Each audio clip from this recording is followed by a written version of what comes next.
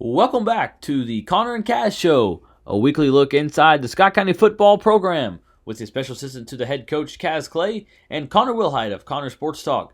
In our week 3 episode, we talk with the offense, including lineman Charlie Holt, quarterback Charlie Ellison, the tight end Red Owens, and the athlete Timmy Emongo, as well as the head coach of the Cardinals, Coach Jim McKee. We want to say thank you to our Connor Sports Talk sponsors, Rumkey, Waste and Recycling, done right for you, Johnson's Funeral Home, 125 years of timeless tradition, the Floral Group, White Glove Search with red carpet treatment, and the Hawkesmith Agency, providing all of your insurance needs since 1981. Thank you to our Connor Sports Talk sponsors who make this show and every show possible. We hope you enjoyed this Week 3 episode with the Scott County football offense. Again, this is the Connor and Kaz Show on Connor Sports Talk. Welcome back to episode 3 with Red Owens. Introduce yourself and we'll get into questions. I'm Red Owens, tight end DN, class of 27. So what is like your main goal of the season? Like what's the biggest thing coming in? Obviously you have high expectations, but something for your team or your defense of your unit, to succeed at this year. Just work our butts off, get our D-line fixed, and go 10-0 in the season. What do you think is like the biggest thing about having those first 2 games at home, obviously getting good reps, and then you go on the road, play Bowling Green, play a few other good teams there. So obviously having a tough schedule always as you play. So how do you think that'll build for playoff character? Oh, that's what we want. You always want to play good teams. Like Franklin County been to state championship twice in the past 3 years. Bowling Green won it 2 years in a row. Kind of gets us ready. Gets us like we got Woodford County and Highlands to end the year. Just gets us ready for the playoffs and who we're gonna have to face. Is there one thing that maybe coaches or college people would say, man, he really improved on this one aspect? What is something that you really tried to improve on this offseason? Probably I'm trying to push myself to my limits more than I did last year. Last year I took some plays off, and I don't want to do that this year. Good deal. This is Red Owens, class of 27. Another player profile with quarterback. My name is Charlie Ellison. I play QB here, class of 28. So what is something, like I talked about with Red, what is something that you try to improve on yourself throughout the offseason to get better, something that will be noticeable to other coaches? For sure, put on weight and, just staying balanced when I throw and just keeping my feet under me and really focusing on, the many details that come with our offense. What do you feel like is that something that is maybe considered differently or considered wrongly about, the offense and how we're able to be explosive? Because, we set a passing record last year, how we were able to go through the air pretty quick. I just feel like a lot of people don't expect Scott County to come out and throw the ball. I feel like last year we kind of changed that motive and threw for a lot of yards because I got the best weapon in Kentucky. I got Timmy Emongo by my right hand. So, throwing to him and Red Owens, they just make it easy.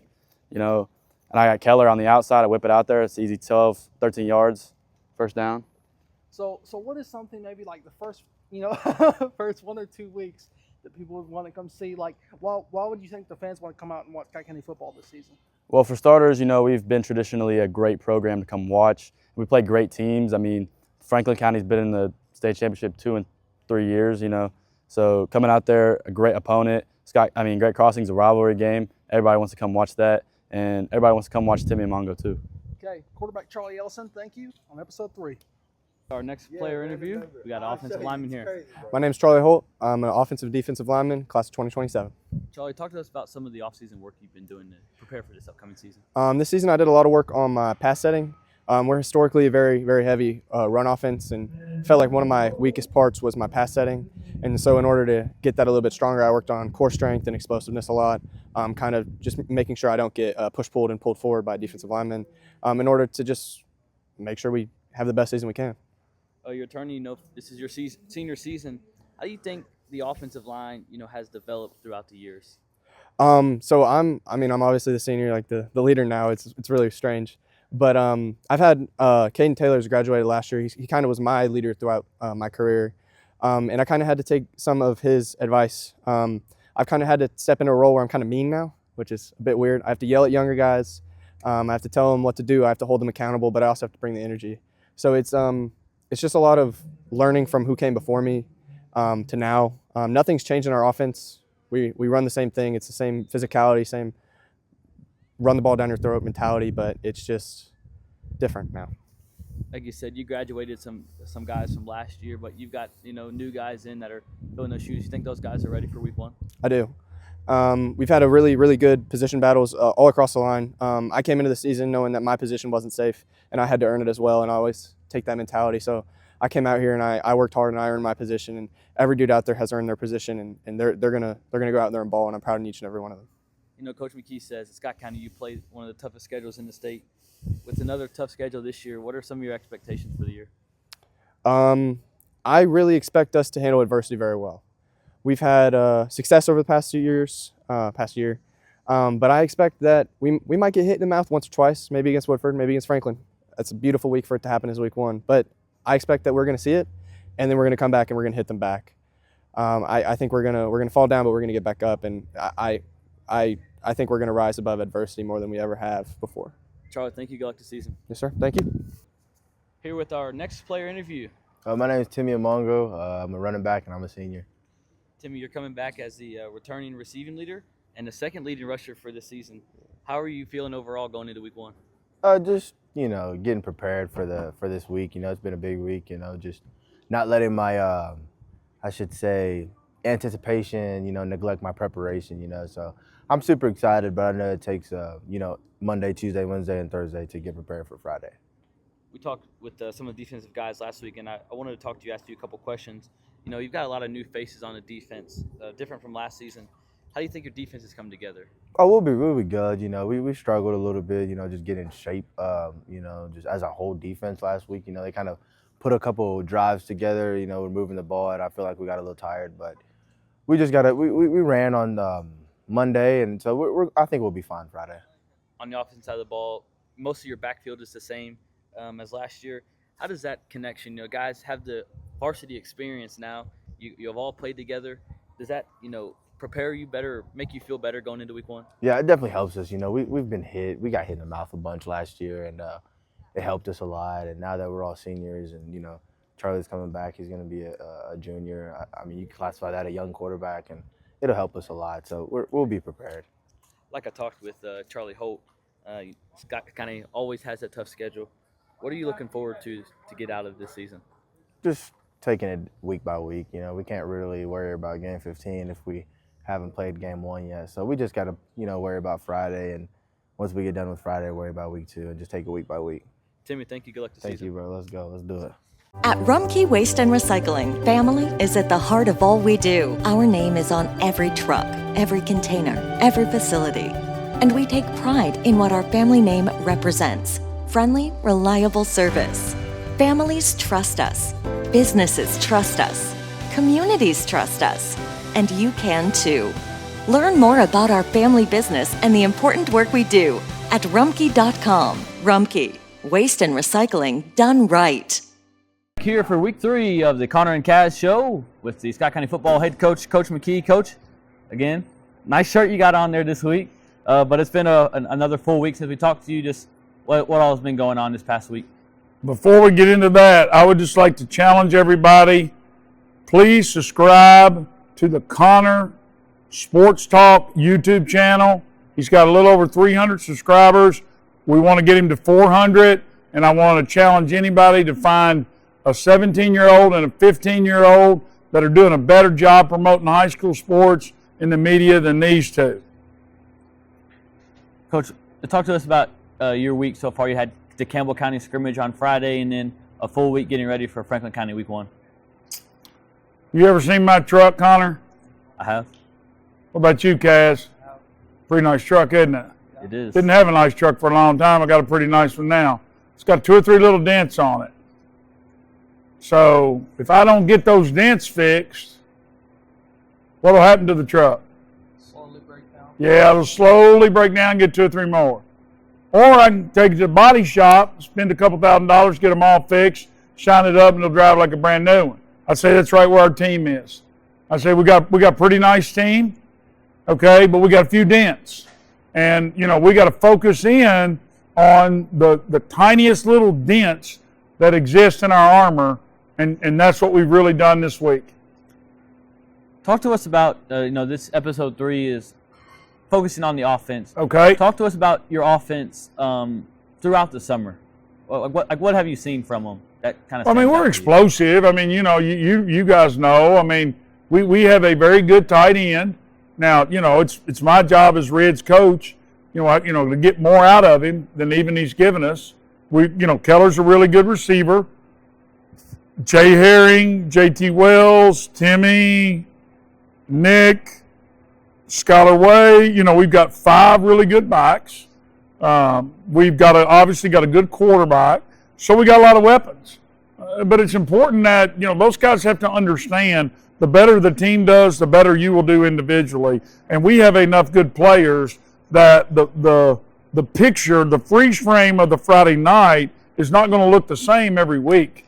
We may go out Friday and Ellison has a big game and they hold Way to 30 yards. But they can't take both those things away. We may go out and Ellison, they really drop in their secondary, say, hey, you're not going to throw play action on us, and Way goes for 150 yards. So the most important thing is, the team, and we should have a good offensive team. Now, we're a little younger on the line. We got a senior center, but he didn't start last year. Oswald is back. Holt is back. So, we got to break some new guys in on the line. Tell us about your offensive coaching staff. You've got, always say, the best coaching staff is here at Scott County. Talk to us about your offensive staff and some of those individual guys. Well, Mike Davis coaches the running backs. Clay coaches the quarterbacks and the wideouts. Mike Boland coaches the centers and the tackles. And Ray Graham coaches the guards and the tight end. And I'm the offensive coordinator. And we work well together. It took us a little while because a lot of them have been head coaches. And I guess every one of them have been head coaches, except for Clay, and he's a head ninth grade coach, and he wants to be a head coach, obviously. So I'm not saying that I'm anti-idea, but we had to slow down on some of the ideas. And ultimately, I believe in out-executing your opponent. I believe that if you know exactly what you're doing, you do it at a high, fast level, that you shouldn't focus on the other team. You should focus on your team. And I tell you what, I think most people in the state of Kentucky, if they came and coached our kids for a practice, would love to have the players that we have. So our focus as assistant coaches in the offensive scheme needs to be get your player playing at the highest possible level you can get him to play in the scheme that I've drawn up and provided to him. Yes. Yeah, I was just going to say, obviously you've had a lot of experience. Now, like you said, with those offensive line, where so maybe, even small details like you said, head placement and here's 2 things that are hard for offensive. Go watch a Pee Wee game, which my boys all played Pee Wee youth football here. Nick Smith's the president now. I mean, they've sent us more good football players in the last 25 years. It's an outstanding league, but go watch it. And who's going to win the senior tackle league? Kaz, you got any idea? Probably the one that can block the best. No, the team that's got the fastest tailback, because you can toss it to him and he'll just run around them, and blocking is just fire off and tap a little bit. So teaching a kid how to engage in a block and stick on a block is not an easy skill to teach. And so then you got to teach him to stay low. So I think that's the biggest challenge, is to get our guys a little lower and get them locked in and sticking on their blocks a little bit longer. How do you think your offensive, as a unit, how do you think they compare to some of your district competition that you're going to face this year? Well, I mean, defensively, Franklin County is, we've really struggled to move the ball against them in the past. We played them 3 times, I think 3 times in the last 5 years in the opening game. And 2 of those times, I want to think maybe we got shut out or scored. I think we only scored 1 touchdown in 2 of those games. So it's a big challenge for us Friday. We'll have to get on to our district folks when our district time gets here. Right now, we need to play better offensively than we have against Franklin County. I was talking to Charlie in his interview, and I was saying, sometimes that people can misinterpret and say, oh, well, they run the wing tee, they do this and that. But Charlie said that. I don't care what they interpret, Kaz. That's the thing. I've heard all the wing tee jokes and all the wing tee stuff that I want to hear. I don't. It doesn't make any difference to me. One year we were the leading scoring team in the state of Kentucky. We have 2 of the top 10 scoring teams in the history of high school football in Kentucky came from this high school. We scored over 700 points twice. We scored 593 points last year. And so my theory to anybody that says anything like that, if they start to count touchdowns as 8 points, if you're in the wishbone, I'm going to run that. Unless it's 9 points for the I formation, then I'm going to run that. So I don't mean to interrupt you, but like all the wing tee jazz, I get tired of it. Coach, what is your message to the fans? We did this Coach Monty last week of what he wants to see from his defense, what the fans can expect. But what can the fans expect to see from your offense this season? Well, here's the thing about an offense, and to go back to probably what Kaz's question was, the style of offense that you run is not relevant, in my opinion, only. Somebody else can have a different opinion. But the best offenses have to have some version of balance. So, you can throw the ball 75% of the time. But if you have no running game and the inability to run the football, somebody is going to match you man for man, have outstanding pass rushers, put pressure on you, and you're not going to be able, they're going to whip you. Okay, if you're going to run the ball 85 or 90% of the time, and you have virtually no ability to throw the ball, what's going to happen on the Friday night that the team, your opponent is bigger, faster, and stronger, and as well coached as you are? You're not going to be able to move the football. And you've got to be able to do both. We probably, I would say our throwing game is as far along as it's ever been since I've been here, right now. I was just going to say, you talk about experience and knowing the system. How do you think Charlie's developed over the last 2 off seasons? Obviously now coming back, having a second full year starting. How do you feel like he's progressed? I feel like he's made some big jumps, especially from the end of last year, even into this off season. He talked about putting some weight on and trying to be more physical. I try to ask the guys, what is one thing that coaches might see that are most improved and most different now than the previous season? That's something he touched on. So what have you seen from Ellison this off season? Well, he loves football, and he's worked hard. He's worked a lot on his own. Guys like to go to individualized trainers for their position or maybe for conditioning, which I think that's great. I just want to make sure they do our team responsibility. So he's done a lot above and beyond. He's lifted weights hard. He's physically much stronger than he's been. The biggest step for him is I don't even worry about the physical aspect of it. That's going to take care of itself. What is he, Kaz? 6'2", probably. It maybe 6'1", 6'2". He's only going to get bigger. The big step or next step for Charlie's between the ears. How will he respond to the first adversity Friday night? Because it's coming. We're not going to go out and play this Friday and it's all just going to be roses and we're just going to rip through them. And we got a false sense last Friday night. Franklin County is going to cover our receivers. They're not going to let them run 20 yards behind them with nobody on them. So that's his big key to him taking the next step is mental maturity. You talked about a couple times Franklin County, your week 1 game this year. Talk to us about Franklin County and they've won 31 straight regular season football games. I bet you didn't know that, Connor. They were undefeated last year in the regular season. They were undefeated in 2024 in the regular season. They were undefeated in 2023 in the regular season. The last game they lost was late 2022 to Louisville Central. And so they've won 31 straight regular season football games. So they're extremely well coached. They're littered with, Coach James played there. A lot of their staff members played there. They take a ton of pride in Franklin County football. Played in the state championship game the last 2 years. It's a tough opener. It's a tough opener. I'm not going to lie to you. I wouldn't be mad if Campbell County was coming again this week. Everybody loves to get off on a good foot and feel good about how you're doing. And, now the good news is over the long term, hopefully, no matter what happens, we'll learn from it. And I'll close with this. What has been your message to this team, all throughout the summer, getting ready for, as you say, a tough game Friday night?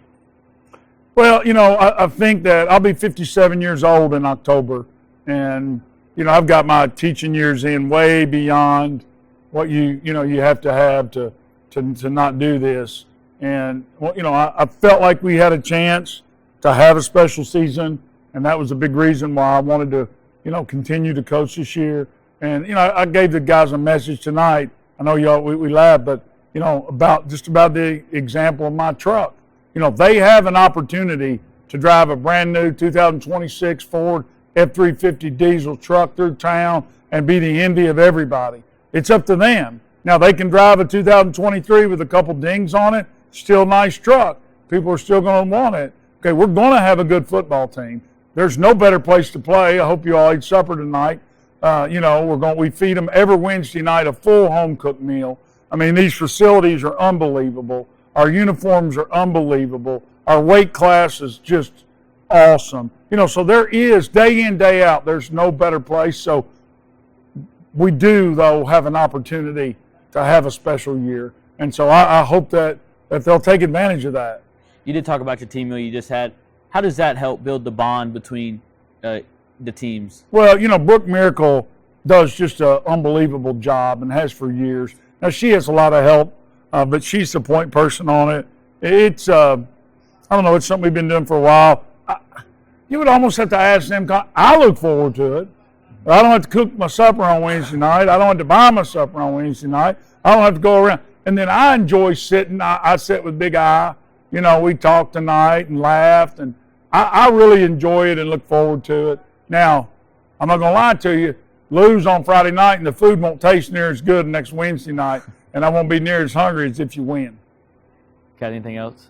No, I was just saying, I think that's a great way to get all your players to bond. No matter at what level they're at, they're always able to feel like a team. And I think that's something that you do. Your staff does very well as making sure that everybody gets 100% out of each kid. That's something Clay talked about too in his interviews, making sure that here at Scott County, every kid should feel like when their time is up, that they feel like they give 110%. And they left everything on the table. I mean, that's one of my biggest goals, if not my single biggest goal as a coach, Kaz, is what you just said. We're not going to win every game. We're not going to make every perfect decision. There's always going to be a critic. That is just the way it works. But my goal would be, no matter how critical a kid would be or a parent would be or a fan would be, when they step back and look, they would say, man, the coaches, they gave everything they had. They pushed me to be the best I can be. And that's what you got to ask for, and that's what you want. And, we got ninth grade practice going on out there right now. We got a great ninth grade staff. Coach Clay's the head coach, Aaron Hall, John Carter Myers, Adam Crace, Bruce Siegford, Poppy Carr. So there's 6 of them, and they're all really good football coaches. Jeremy Carr's a really good offensive line coach. And so we want those ninth graders to have a great experience. I would just close in that my message to you guys and to kids and parents, when let's say we get beat Friday. Let's say it doesn't go the way we want it to go. Okay? Man, I mean, that's when you strap up your boots tighter. That's when you get tougher. So if we don't get to 400 subscribers, we're not giving up, are we? No. I mean, we're going to keep pounding. We want 400 subscribers. And so, don't let some little roadblock keep you from getting where you want to go in your life. Coach, I want to say thank you and good luck Friday night. Man, it's so awesome to be on here. I love my shirt. I'm going to wear it. I'm going to promote it. I can't wait till next week. As we said, Scott County has Franklin County in the Battle of Elkhorn Creek presented by Bluegrass Orthopedics. You can watch me and Kaz. We'll have the pregame show at 7 o'clock out on the field, and then that'll lead right into kickoff at 7:30. So hope you tune in to that on Friday night, and then we'll see you back here next Thursday. This has been the Connor and Kaz Show with Scott County football head coach Jim McKee. Thank you. When you can't fit the car in the garage anymore, or the guest bedroom is overrun with junk, it's time for a Rumpke open-top dumpster. Rumpke offers open-top dumpsters in a variety of sizes and are often delivered the next day. You fill the container with unwanted material on your schedule, and Rumpke takes care of the rest. Don't wait to reclaim your space. Contact the waste and recycling experts at Rumpke today. Rumpke, waste and recycling, done right.